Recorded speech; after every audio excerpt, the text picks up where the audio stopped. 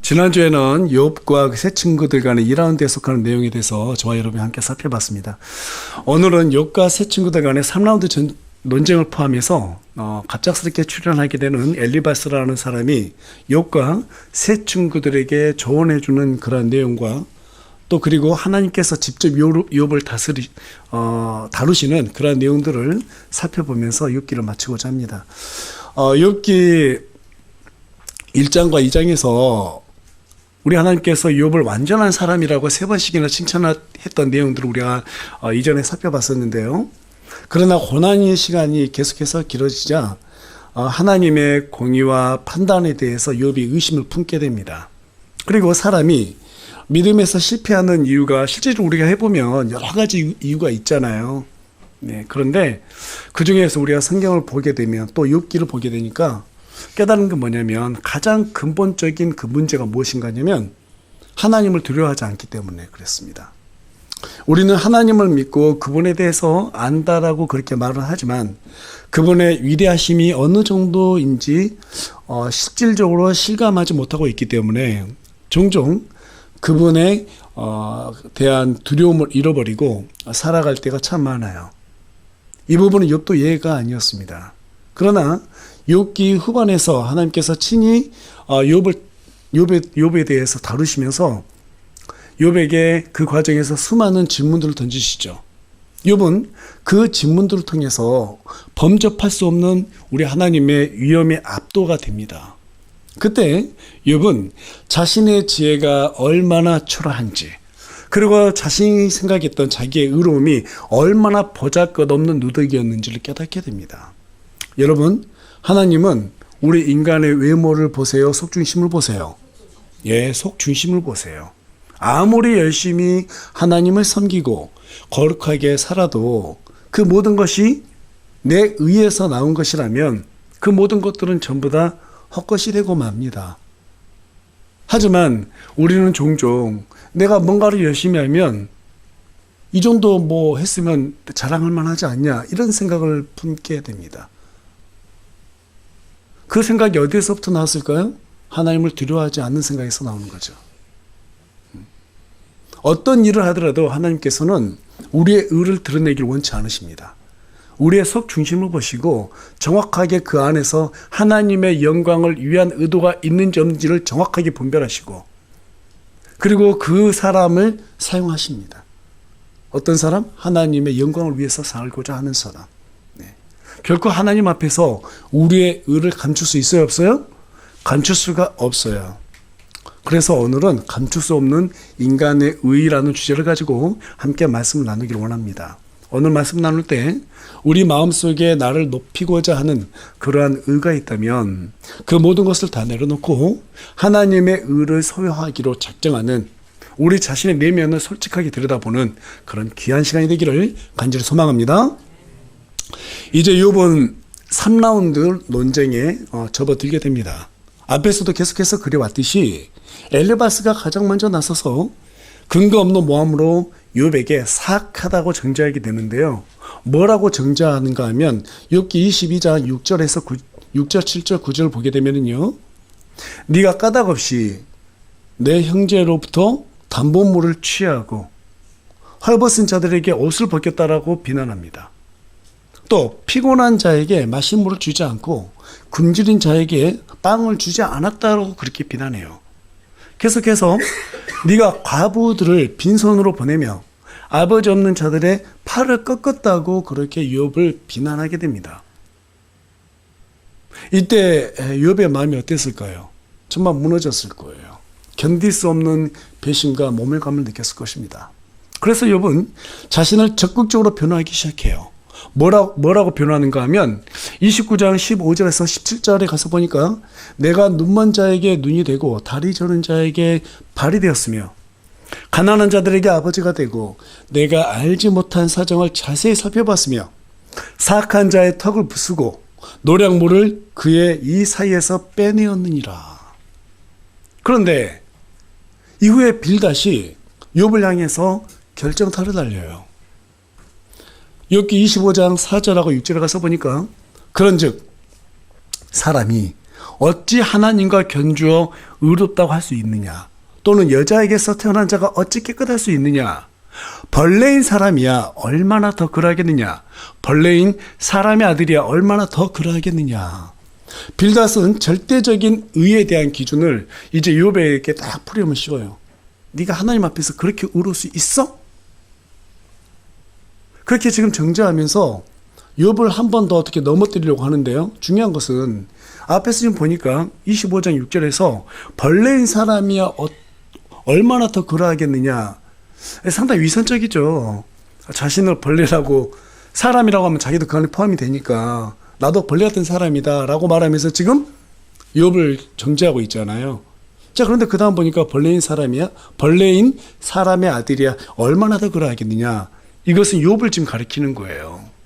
한마디로 욥이 자신이 의롭다고 말하는 거에 대해서 아주 불쾌하게 여기면서 욥을 지금 벌레 취급하고 있는 거예요. 그러자 욥이 뭐라고 말합니까? 욥기 27장 2절에 가서 보니까 너무너무 속이 상한 나머지 욥이 이렇게 말합니다. 하나님께서 나에 대한 판단의 공의를 빼앗아 가셨고 내 혼을 괴롭게 하셨다고 말하고 있어요. 또 계속해서 욥기 27장 5절에서는 죽기 전에는 내 온전함을 내게서 치우지 아니하리라. 이렇게 지금 욥이 말하면서 자신의 의로움을 적극적으로 표현하고 나서게 됩니다. 뿐만 아니라 욥기 31장 6절에서는 하나님께서 나를 공평한 저울에 달아보시고 이로써 내 온전함을 아시기를 원하노라. 여러분, 지금 이 욥이 했던 말들을 종합해 보면 이런 말이에요. 자신을 향한 하나님의 판단의 공의가 의롭지 않기 때문에 내가 지금 하나님 원망하고 있다 이 말입니다. 그래서 욥은 자신이 얼마나 의로운 사람인지 드러내고자 했어요. 욥이 얼마나 자기 중심적인 생각을 품었는지 알고 싶다면 여러분 29장에 있는 기록들을 쭉 읽어보시기 바랍니다. 29장에 가서 보면은 나라는 단어가 나라는 표현이 무려 50번 이상 반복되고 있어요. 여러분 어떨 때 나를 주장하죠? 어떨 때? 나를 드러내고자 할 때잖아요. 나를 나타내고자 할 때 나를 쓰잖아요. 29장에서 50번 이상 나에 대해서 얘기하고 있어요. 이런 욥의 모습에 대해서 성경이 뭐라고 평가할까요? 우리 다 같이 욥기 32장 1절 말씀 한 목소리 읽겠습니다. 시작. 욥이 스스로 보기에 의로웠으므로 이 세 사람이 그에게 응답하기를 그치니라. 그동안 욥은 믿음으로 참된 안식을 구하기 위해서 죽음을 간구하기도 했습니다. 그러나 이 3라운드 논쟁에 들어서면서 그동안 자기 마음속에 덮어두었던 자기의 의로운 마음을 이제 서서히 드러내고 있는 거예요. 이 때문에 새 친구들은 더 이상 말하기를 그만두게 됩니다. 그러자 옆에서 기회를 엿보고 있던 엘리후라는 사람이 갑자기 한마디를 툭 던지면서 끼어들게 됩니다. 그 내용이 욥기 32장 9절에 있는데요. 제가 읽겠습니다. 위대한 자들이라고 늘 지혜롭지는 아니하며 나이 든 자들이라고 판단의 권위를 깨닫지는 아니하느니라. 여기에서 위대한 자는 아무래도 욥을 가리키고 있는 것 같고요. 또 나이 든 자들은 욥의 새 친구들을 가리키는 것으로 보입니다. 그리고 엘리후는 자신의 의견에 대해서 말하되 편파적이거나 아첨하는 호칭을 붙여서 가면서까지 내 의견을 내놓지 않겠다라고 자신의 목숨을 걸고 그렇게 말을 해요. 무슨 말일까요? 정말 내가 순수한 마음에서 너희들에게 지금 얘기한다. 그리고 너희들은 내 의견을 들어라. 이 말인 겁니다. 그러고는 먼저 욥에 대한 잘못된 부분을 정확하게 지적해 가기 시작합니다. 자, 그 부분이 무엇인가 하면 우리 다 같이 욥기 33장 9절에서 11절 말씀 한 목소리 읽겠습니다. 시작. 나는 범법이 없이 깨끗하며 무죄하고 내 안에는 불법도 없는데 보라, 그분께서 나를 대적할 기회들을 찾으시며 나를 자신의 원수로 여기사 내 발을 착고에 채우시고 내 모든 행로를 주목하신다 하였느니라. 사실 욥기 2장 3절에서 보게 되면 하나님께서 욥이 까닭 없이 고난을 당했다고 말씀하고 계시잖아요. 우리가 살펴보셨죠? 네. 실제로 욥은 죄를 지었어요, 안 지었어요? 네, 죄를 짓지 않았습니다. 그래서 욥의 입장에서만 봤을 때는 억울할 수도 있어요. 정말 억울할 겁니다. 그런데 지금 왜 엘리후가 뭐라고 말했어요? 나는 지금 너가 지금 말하기를 너 안에는 불법이 없다고 말하면서 하나님께서 오히려 너를 대적하고 있다 지금 말하고 있다. 그게 지금 맞는 말이냐 하면서 그에게 지금 어때요? 잘못된 부분을 지적하고 있단 말이에요. 왜 엘리후가 이 부분을 지적했을까요? 결론부터 말씀드리자면 하나님을 두려워하고 알게서 떠나 살아왔던 욥이지만 욥은 그런 자신의 행동을 자기의 의로 삼고 있었다라는 것은 지금 엘리후가 지적하고 있는 거예요. 하나님께서는 욥의 이런 잘못된 부분을 제거하기 위해서 고난을 허락하셨는데 욥은 자기가 그것을 숨길 수 있다고 생각을 했었습니다. 얼마 전에 제가 아주 좋아하고 존경하는 형제님 한 분이 계세요. 한 달 전에 만났었는데 그분께서 교제하다가 이런 말씀을 하시더라고요. 목사님, 나는 젊었을 때부터 회사에서 회식하면 예수님을 믿기 때문에 술도 안 먹고 또 회사에서 사람들이 잘못하면 신앙의 양심을 지키기 위해서 그것들을 바로 잡으며 곧바르게 살려고 정말로 노력해 왔습니다. 그런데 퇴임하고 난 다음에 지금 와서 돌이켜보니까 그때 내 모든 행동이 사실은 하나님을 사랑해서 했던 행동이 아니라 회사에 있는 신우의 사람들에게 내가 이만큼 의로운 사람이고 내가 이만큼 하나님을 잘 믿는 사람이라는 것을 보이기 위한 이선적인 행동이었다는 사실을 깨달았습니다. 이런 얘기를 하시는 거예요. 욥은 다른 사람들에 비해서 정말로 고귀하고 완전한 사람이었습니다. 맞습니까? 예. 그러나 하나님이 보실 때는 욥의 마음 한 중심에는 그러한 자기의 어떤 행동에 대한 자기 의로 똘똘 뭉쳐진 교만한 마음이 있음을 발견하셨어요. 그래서 엘리후는 욥이 했던 말을 다시 되새기면서 욥의 잘못된 부분을 한 번 더 강도 깊게 지적하고 가르치고자 하게 됩니다. 그래서 먼저 뭐라고 말하는가 하면 욥기 34장 5절 가서 보니까 욥이 이르기를 욥 네가 이렇게 말했다 이거예요. 뭐라고 말했는가? 나는 의로운데 하나님께서 나에 대한 판단의 권위를 빼앗아 가셨도다. 무슨 말입니까? 엘리후가 봤을 때 너는 지금 네 스스로가 의롭다고 말하면서 지금 어떻게 해요? 하나님의 권위를 의심하고 하나님을 지금 현재 공격하고 있다 이 말이에요. 그러나 엘리후는 그 생각이 틀렸다는 것을 지적하기 위해서 이렇게 말합니다. 욥기 34장 10절 가서 보니까 그러므로 명철한 자들이여 당신들은 내 말에 귀를 기울이라. 하나님은 결코 사악한 일을 행하지 아니하시며 젖는 자는 결코 불법을 행하지 아니하시나니. 사도 바울도 이 부분에 관해서 야고보서 1장 13절 통해서 말했습니다. 아무도 자기가 시험을 받을 때 내가 하나님께 시험을 받고 있다 하고 말하지 말라. 하나님께서는 악으로 시험을 받으실 수도 없고 친히 아무도 시험하지 아니하시느니라. 여러분, 하나님께서는 악으로 우리를 시험해요, 안 하세요? 시험해요, 시험하지 않으세요? 시험하지 않으세요. 악한 의도를 가지고 인간은 시험하지 않습니다. 하나님은 절대로 불법을 행하지 않으시는 분이십니다. 맞습니까? 따라서 욥에게도 어떤 악한 의도를 가지고 그에게 시험할 의도가 있다 없다 그런 마음이 전혀 없다라는 거예요. 욥에게는 겉으로 행위로 드러난 죄는 없었습니다.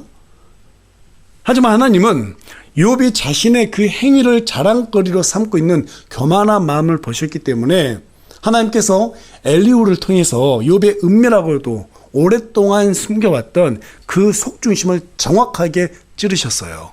자, 그 내용이 욥기 34장 32절에서 33절에 기록되어 있는데요. 우리 다 한 목소리 읽어보겠습니다. 시작. 내가 보지 못하는 것을 주께서 내게 가르치소서. 내가 불법을 행하였을지라도 다시는 행하지 아니하겠나이다 하는 것이 참으로 합당하니라. 그것이 그대의 생각대로 되어야 하겠느냐. 이 구절에서 중요한 것은 그것이 그대의 생각대로 되어야 하겠느냐 이 말이에요. 자, 이 구절을 욥의 입장에서 해석해 보면 이 말입니다. 하나님, 나에게 죄가 있다면 말씀해 주세요. 그렇다면 제가 회개하는 것이 맞습니다. 하지만 나는 죄가 없습니다. 그렇기 때문에 떳떳합니다. 그런데 어찌 저에게 이렇게 큰 고난을 주십니까? 불공평하다고 생각하지 않으십니까? 그러니 나를 본래대로 되돌려서 원래 자리로 해주시는 것이 합당하다고 저는 그렇게 생각합니다. 지금 이 말이에요. 사실 욥은 표면적으로 이렇게 말한 적은 없죠. 하지만 세 친구들과의 논쟁을 종합해 봤을 때 욥의 석 중심에는 내내 이 불만을 품고 있다는 것을 엘리후가 정확하게 깨트려 본 거예요. 그래서 엘리후는 그런 위선을 욥기 35장 8절에서 사악하다라고 그렇게 표현했습니다. 우리 주님께서는 마태복음 6장 33절을 통해서 첫째로 하나님의 왕국과 그분의 의를 구하라고 했습니다. 여러분, 교회들에게 맡겨진 게 뭐예요? 복음이죠. 복음의 사역이 맡겨졌어요. 그런데 그것을 내 의를 드러내기 위한 도구로 사용하면 돼요? 안 돼요? 안 됩니다. 안 됩니다. 어떤 교회들 가서 보면 뭐 전도왕 해가지고 뭐 금도 주고요. 우리 지난번에 의미부장님께 말씀 들어보니까 뭐 아파트도 준다면서요. 1등한테. 여러분, 그게 복음을 수단화시키는 거죠. 그렇지 않습니까? 우리가 누군가에게 복음을 전해서 이 하늘의 왕국을 확장시켜 나간다면 그 보상은 우리가 하나님께 직접 받는 거예요. 맞아요, 안 맞아요? 저는 이런 현실들을 보면서요, 정말 이 교회들이 문제가 있다. 왜 전도하는데 거기다 상을 줍니까? 왜 상을 걸어요? 제가 목회하는 동안에는 그런 일이 없을 거예요. 각자가 전도하고 잘하면은 각자 하나님 앞에 상 받으면 되는 거예요. 왜 그것을 인간의 의로, 인간의 어떤 자랑거리로 만듭니까? 그건 마케팅 아니에요? 왜 기독교를 마케팅화 시킵니까? 왜 사람들에게 그런 의를 갖다가 학습시키고 자랑거리를 만들어서 교회를 붕괴시키려고 합니까? 그 안에 뭐가 있어요? 인간의 탐욕이 들어가 있는 거예요. 대부분의 사람들이 나는 하나님을 위해서 순수하게 복음을 전한다라고 말하고 있지만 그렇지 않은 경우가 훨씬 더 많은 것 같아요. 자기 의로 하나님의 왕국을 구하고 있어요. 아니라고 말하고 있지만 대다수는 실제로 그렇습니다. 특히 내가 다른 사람보다 좀 더 열심히 교회를 섬긴다고 해서 자신을 대단하게 여기는 자아도취에 빠진 사람들이 얼마나 많은지 몰라요. 내가 이만큼 했으면 남들보다 좀 더 했으니까 됐지. 하나님께서 그렇게 응답하시던가요? 여러분, 우리 사람들에게 각자 받은 달란트가 다 달라요. 맞죠? 어떤 사람은 1달란트 받은 사람도 있고 어떤 사람은 2달란트, 어떤 사람들은 5달란트 받은 사람이 있어요. 5달란트 받았으면 그만큼 더 열심히 해야 되는 거 아니에요? 더 열심히 해서 더 성과를 내야 되겠죠? 나 1달란트 받았다고 그래가지고 불평하면서 땅속에 묻어놨다가 나중에 하나님한테 가져갔더니 우리 주님 뭐라고 말씀하세요? 이 악하고 게으른 자야. 어두운 곳에 가서 네가 이를감이 있으리라 이렇게 말씀하시잖아요.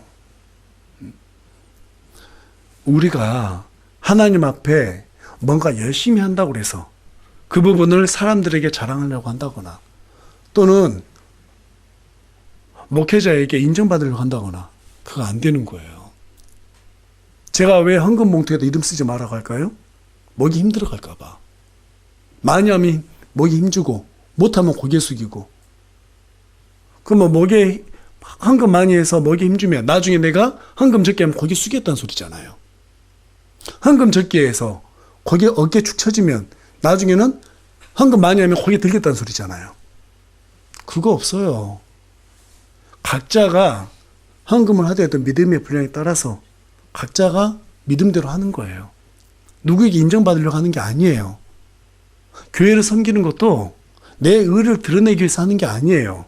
각자 하나님께 보상을 받기 위해서 하는 거예요. 우리가 전도하는 것도 복음 전하는 것도 전부 다 하나님께 인정받으려고 하는 것이지 옆에 사람들에게 나 이만큼 한다 드러내기 위해서 하는 게 아닙니다. 맞습니까? 예. 정말 중요한 것은 우리의 모든 행위가 정말로 하나님 앞에 떳떳한가? 그것을 우리가 계속해서 점검해 봐야 돼요. 그렇지 않으면 우리도 모르게 교만해지게 돼 있어요. 그게 인간의 한계입니다. 인간이 바닷속으로 들어갈 수 있는 깊이는 고작 40m라고 합니다.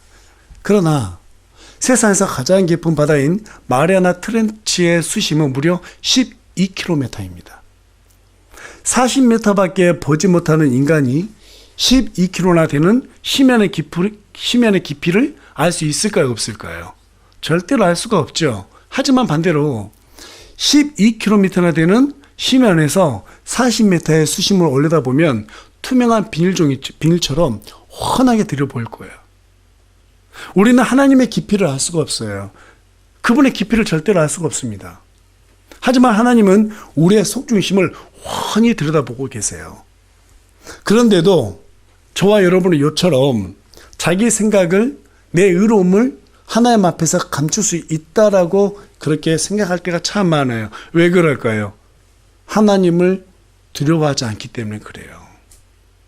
하나님을 두려워하지 않으면 우리 자신을 속이게 됩니다. 저도 한때는 그런 적이 참 많았어요.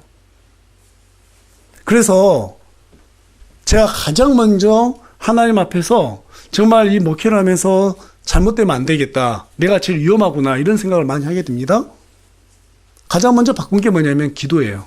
기도 내용부터 바꿨어요.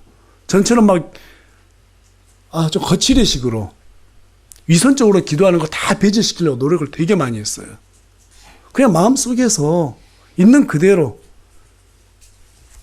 내 마음 밑에 지금 가라앉아 있는 이 불순물들 이걸 다 헤집고 하나님 나 솔직히 이런 생각을 했습니다. 이런 마음 품었습니다. 다 얘기합니다. 다 얘기를 해요. 전에는 그런 얘기 안 했어요. 부끄러워서. 그런데 우리가 그 부끄러움을 감춘데서 감출 수 있겠어요? 감출 수가 없죠. 감출 수가 없어요. 우리의 생각과 의도를 전부 다 하나님께서 알고 계신다라고 성경 우리에게 정확하게 얘기해주고 있잖아요. 어떻게 우리의 생각을 감출 수 있겠어요? 하나님은 다 아시는데. 감추지 말자. 정직하게 기도해보자. 그러니까요, 하나님에 대한 양심이 더 예민해지더라고요. 그런데 욥이 지금 이 실수를 하고 있었던 모양이에요. 그래서 엘리후가 마지막으로 욥에게 충고를 합니다. 우리 다 같이 욥기 36장 21절 말씀 한 목소리 읽겠습니다. 시작. 그대는 조심하여 불법에 관심을 두지 말라. 그대가 고난보다 오히려 이것을 택하였느니라. 네. 여러분, 욥은요 10명의 자식들을 모두 다 잃었습니다. 종들도 잃었고요, 모든 재산을 잃었어요. 그런데 흥미로운 점이 뭔지 아세요? 욥은 이 고난을 잘 이겨냈다는 것입니다. 그런데요, 친구들이 찾아와가지고 욥의 의롭지 못하다고 하면서 정죄하니까 그 소리에는 무너졌어요. 잘 생각해 보세요. 물론 욥이 너무나 큰 고난을 당한 처지에 놓여 있는 상태에서 친구들이 와서 괴롭히니까 정신줄 났다고 생각할 수 있습니다. 그런데 한 번 더 생각해 보면 여러분, 가족 잃은 슬픔이 더 클까요? 남이 날 비난에 대한 괴로움이 더 클까요? 가족을 잃은 슬픔을 어디에 비교할 수 있겠어요? 내 자식 10명이 잃었어요. 그 슬픔을 어디에다 비할 수 있겠어요? 그 슬픔을 비할 수가 없기 때문에 사람들은 그 슬픔을 뭐라고 표현해요? 참척이라고 표현합니다. 참척. 그 참담을 이루 말할 수 없다고 그래가지고 참척의 슬픔이라고 그래요. 그런데 욥은 가족 잃은 슬픔보다 자신을 정죄하는 친구들의 괴롭힘을 더 힘들게 여겼어요. 이 말은 곧 욥이 가장 소중하게 여겼던 것이 무엇이라고요? 자기의라는 거예요. 자기라는 거예요. 이 부분은 사탄도 몰랐어요. 옆에 있던 새 친구들도 몰랐습니다. 주변의 사람들도 몰랐어요. 오직 마음의 속중심을 감찰하시는 하나님만 정확하게 보셨어요. 그러나 욥은 이 부분을 죄로 여기지 않았습니다. 고난 속에서 자신이 의롭다는 사실을 계속해서 어필하는 것을 우리가 볼 수 있어요. 그래서 38장에 가서 보니까 우리 하나님께서 해오리 바람 속에서 나타나십니다. 그리고 38장 2절에서 지식 없는 말들로 이치를 어둡게 하는 이자가 누구냐. 여러분, 지식이 뭐예요? 지식의 시작이 어디서부터 시작되죠? 잠언 1장 7절에 가서 보니까 하나님을 두려워하는 것이 지식의 시작이라고 말하고 있습니다. 하나님께서 지식 없는 말들로 이치를 어둡게 한 자가 어디냐, 누구냐 이렇게 말하고 있어요. 무슨 말이에요? 욥이 하나님을 두려워하지 않았다는 거예요. 비록 행위로는 완전했습니다. 거룩하게 행했어요. 그런데 그 속중심에는 그것을 자기 의로 여겼어요. 자기 의로 자기 행위에 대해서 자랑스럽게 생각하는 사람이 마음속으로 진심으로 하나님께 영광을 올려드릴 수 있을까 없을까요? 없을 거예요. 안 될 거예요. 복싱계에서 핵펀치로 잘 알려진 마이클 타이슨이라는 사람이 있는데 어느 날 한 도전자가 타이슨을 비아냥대며 도발했습니다. 그래서 타이슨이 뭐라고 말했어요? 유명한 명언 같은 말을 남기죠. 예. 누구나 계획은 있다? 예. 얻어맞기 전까지는. 그렇죠? 물론 제 언어를 좀 순화했습니다. 본래는 처맞기 전까지는 이렇게 말했지만 타이슨을 겪어본 도전자는 타이슨의 펀치를 맞아보기 전까지는 자기 할 수 있다고 생각했어요. 그런데 막상 붙어서 몇 대 맞아보니까 어때요? 겸손해지죠. 아주 겸손해져요. 네. 입을 딱 다물어요. 더 이상 도발하지 않아요.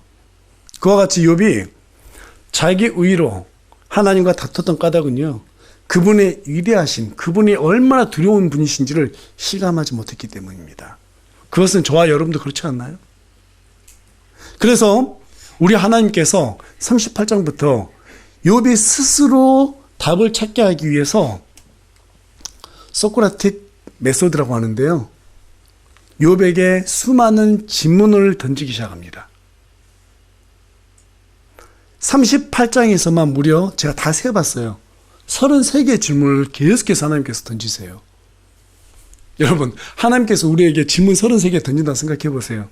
이후에도 계속해서 질문이 이어지거든요. 정신이 없을 거예요. 그렇죠? 그런데 그 33개의 질문 중에서 욥이 답할 수 있는 게 하나도 없는 거예요. 하나도. 조금 전까지만 해도 내가 얼마나 의로운데 이런 생각을 했잖아요. 하나님 불공평하지 않습니까? 따졌잖아요. 그런데 하나님께서 질문한 것들에 대해서 욥이 한마디 대답을 하지 못해요. 그렇게 의롭다면 한마디로 대답해야 될 거 아니에요. 한마디도 못해요. 비단 그런데 이 질문이 욥에게만 해당되는 내용이겠어요? 저와 여러분에게는 해당이 안 되겠어요? 다 해당이 되겠죠? 4절부터 11절까지는 천지 창조에 관한 질문들을 쭉 이어갑니다. 4절 가서 보니까 내가 땅의 기초들을 넣을 때 네가 어디 있었느냐? 또 5절에 가서 보니까 누가 그것의 치수를 정하였느냐? 누가 그 위에 줄을 팽팽히 쳤느냐? 또 6절에 가서 보니까 그것의 기초들은 어디에 고정되었느냐? 혹은 누가 그것의 모퉁이돌을 놓았느냐? 7절에서는 어느 때에 새벽별들이 함께 노래하였고 하나님의 모든 아들들이 기뻐 소리를 질렀느냐? 또 계속해서 8절에서는 바다가 태에서 나온 것까지 터져 나왔을 때 누가 문들로 그것을 막았느냐? 9절에서 11절에서는 어느 때 내가 구름을 그것의 옷으로 삼고 그것을 위해 짙은 어둠을 쌓으면 띠로 삼았으며 그것을 위해 내가 지정한 곳을 터지게 하고 빗장들과 문도를 세우며 이르기를 네가 여기까지만 오고 더 가지는 못하리니 너의 교만한 파도가 여기서 그칠지라 하였느니라. 이 질문들을 통해서 하나님께서는 욥이 알고 있는 지식이 얼마나 하찮은 것인지를 깨닫게 해주셨어요.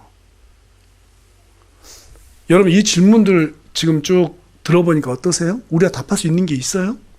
하나도 없어요. 하나도 없어요. 뭐 지금이야 과학이 좀 발달해서 어느 정도 유사하게 대답할 수는 있겠지만 우리가 어떻게 그 모든 것을 다 할 수 있겠습니까?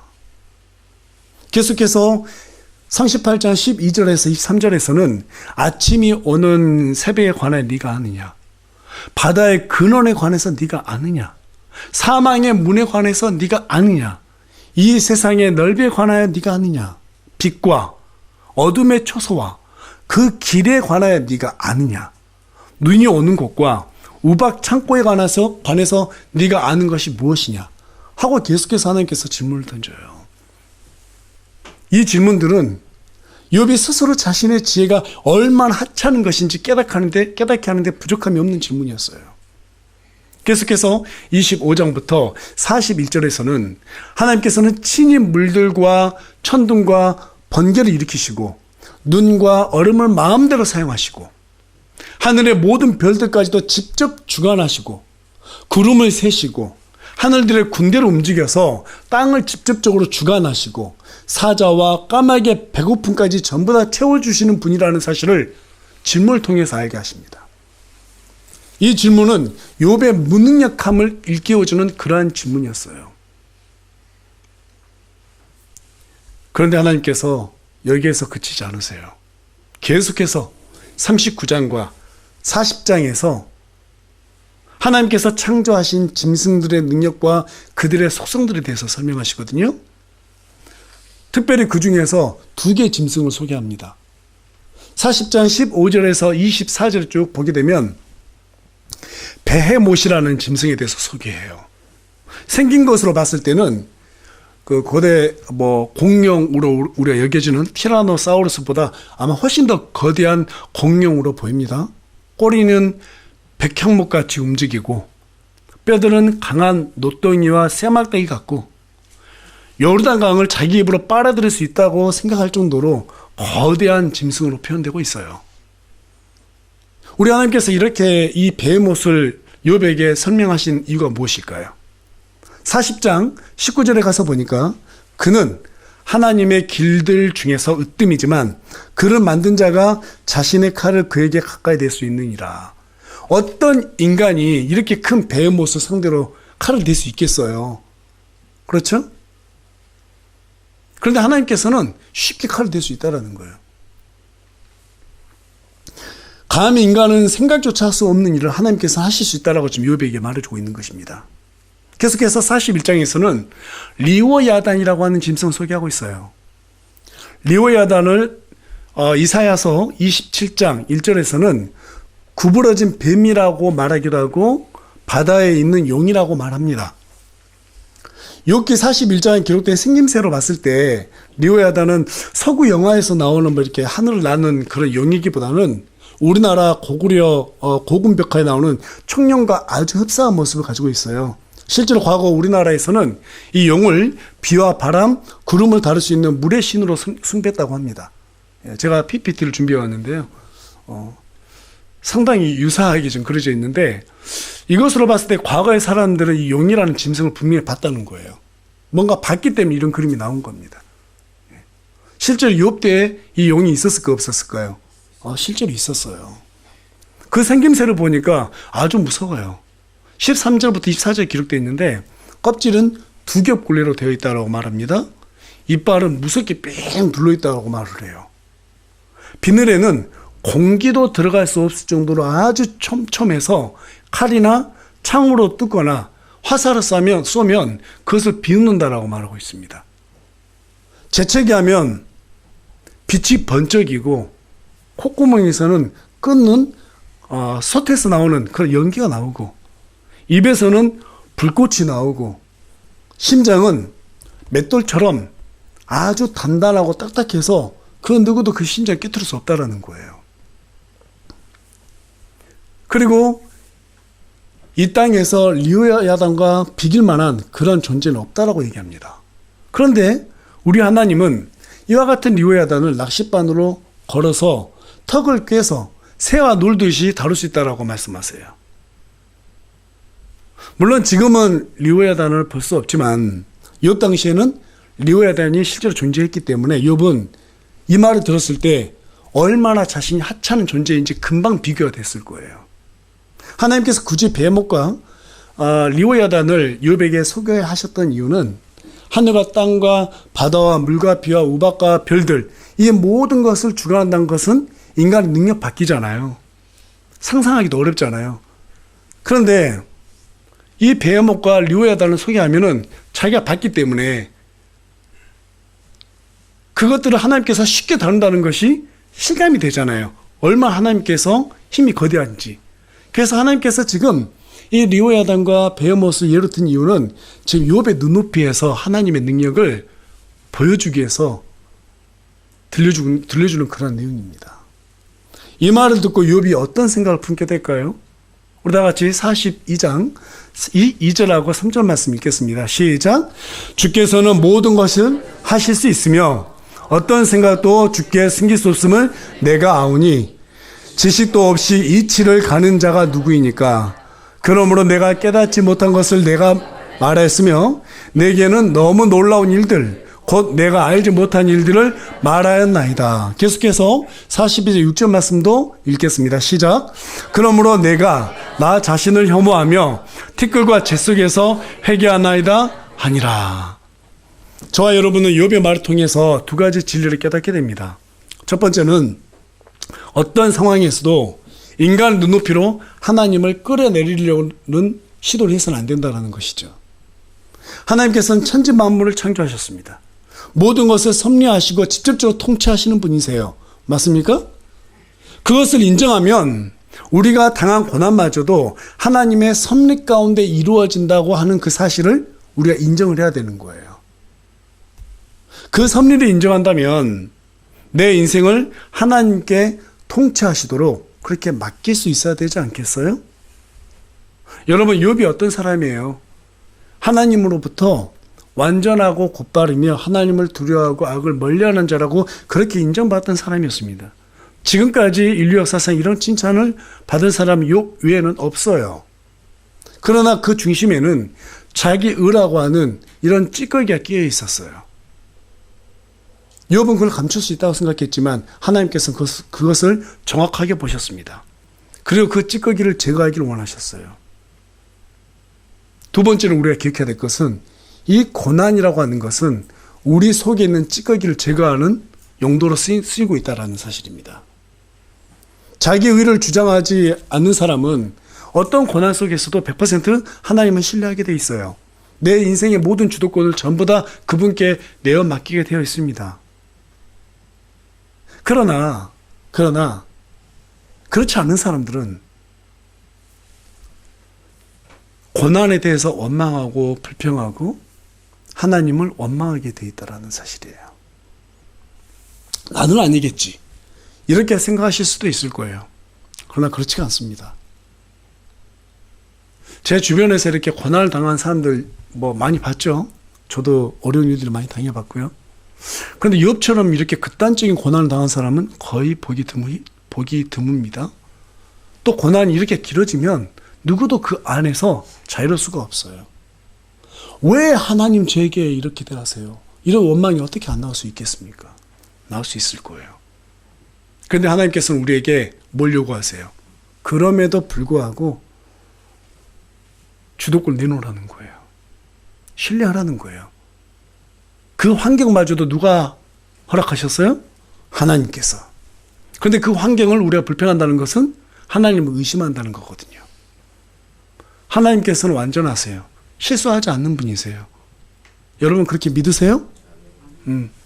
그렇다면 우리에게 주어진 그 고난도 하나님의 섭리와 그분의 통치 가운데서 이루어지고 있다는 사실을 우리가 인정해야 된다는 사실입니다. 탐욕이 모든 죄를 다 만들어낸다고 성경 우리에게 말하고 있어요. 우리의 죄, 우리의 탐욕 때문에 만들어낸 그런 죄들이 아니고 그냥 욥처럼 큰 죄가 없는데도 불구하고 고난이 온다면 그것은 하나님께서 우리를 다루고자 하시는 그런 손길임을 우리가 빠르게 캐치를 해야 되는 것입니다.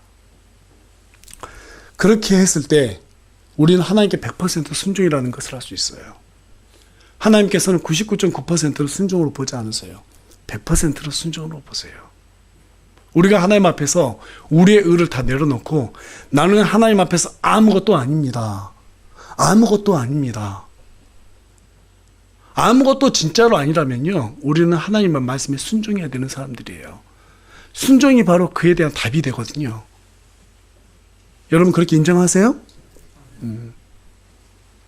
우리가 우리의 의를 드러내놓고 행했을 때 하나님께서는 우리는 그 불순물을 제거하시길 원하세요. 하지만 우리의 그 잘못된 의를 캐치하고 하나님 앞에 회개했을 때 우리 하나님께서 어떻게 사람을 대하시는가? 첫 번째, 본문에 있는 42장 7절에서 8절에 가서 보니까 욥이 자신의 결점을 인정하고 하나님 앞에 겸손하게 얘기했을 때 하나님께서 욥을 뭐라고 표현하시냐면 내 종 욥이라고 합니다. 내 종 욥.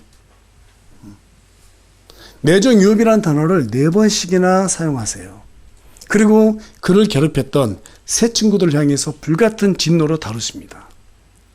저와 여러분이 하나님 앞에서 겸손함을 겸비하고 내 의를 다 내려놓고 하나님의 말씀에 순종한다면 우리 하나님께서 우리를 어떻게 불러주신다고요? 내 종 아무개 이렇게 불러준다는 거예요. 그리고 까닭없이 우리를 괴롭힌 사람들을 하나님께서 대신해서 그 원수를 갚아주신다는 것입니다. 그게 우리의 믿음이 되어야 합니다. 그 믿음이 있을 때 우리는 담대해질 수 있거든요. 두 번째는 10절에 보니까 욥이 이전에 소유했던 것들보다 우리 하나님께서 2배나 더해 주셨다고 말하고 있습니다. 양과 낙타와 소와 암나귀가 이전보다 2배나 더 늘었어요. 그래서 어떤 사람들은 보니까 13절에 자녀들은 왜 그대로 10명인가요? 왜 20명이 아니죠? 전에 10명이었으니까 20명이 돼야죠. 이렇게 말씀하시는데요. 이전에 있었던 그 자녀의 수가 10명이었는데 사람이 죽으면 그 혼이 사라져 안 사라져요? 사라지지 않죠. 그들은 전부 다 하나님께 갔기 때문에 이 땅에서 10명을 주면 20명이 되는 거잖아요. 정확히 2배가 되는 겁니다. 세 번째는 11절에 가서 보니까 하나님께서 욥의 슬픔을 이루어 주셨어요. 하나님께서는 겸손하게 하나님께 자신의 주도권을 모두 다 내려놓고 자기의 의를 갖다가 정말 아무것도 아닌 것으로 내려놓는 그런 겸손한 사람을 향해서 긍휼을 베풀어 주신다는 사실입니다. 결론의 말씀 드리겠습니다. 여러분, 욥기는 고난에 관한 책이 아닙니다. 자기 의를 내려놓고 하나님의 의를 구하라는 명령이 담긴 책입니다. 동시에 그리스도의 장성한 분량이 어느 정도인지 우리에게 보여주는 책이에요. 내 의를 구하지 않도록 우리 자신을 겸손하게 살펴보면서 오직 하나님의 의를 구하기 위해서 인생의 주도권을 주님 앞에 내려놓는 그런 저와 여러분이 되기를 간절히 소망합니다. 네. 그로 인해서 정말 우리가 하나님의 안식을 누리고 평강을 누리고 계속해서 하나님 앞에서 겸손을 유지하면서 정말 주님께 쓰임받는 그런 도구가 되길 원해요. 갈수록 날이 악해지고 있습니다. 갈수록 악해지고 있어요. 의로운 사람을 찾기가 더 힘들어요. 교회들은 무너지고 있습니다. 저와 여러분이 이 어지러운 세상 가운데서 그래도 하나님을 일해 줄 수 있는 그런 사람이 되면 얼마나 좋을까 이런 생각이 들어요. 물론 우리가 스스로 일해 드릴 수는 없지만 그것도 우리의 의지만 그래도 하나님께서 보시기에 기뻐하는 그런 사람이 내가 되면 얼마나 좋을까 이런 생각을 품으면 참 좋겠어요. 그런 마음을 품는 저와 여러분이 되기 소망합니다. 네. 마지막으로 다 같이 고린도전서 5장 10절 말씀을 읽고 오늘 말씀 마치도록 하겠습니다. 다 같이 한 목소리 읽겠습니다. 시작. 하나님의 은혜로 내가 지금의 내가 되었으니 내게 주어진 그분의 은혜가 헛되지 아니하고 내가 그들 모두보다 더 많이 수고했으나 그것은 내가 한 것이 아니요 나와 함께 하신 하나님의 은혜로 된 것이라. 누구의 은혜로 됐다고요? 하나님의 은혜로 된 것이라는 것입니다. 그것을 항상 잊지 않고 인정하는 저와 여러분 되길 간절히 소망합니다.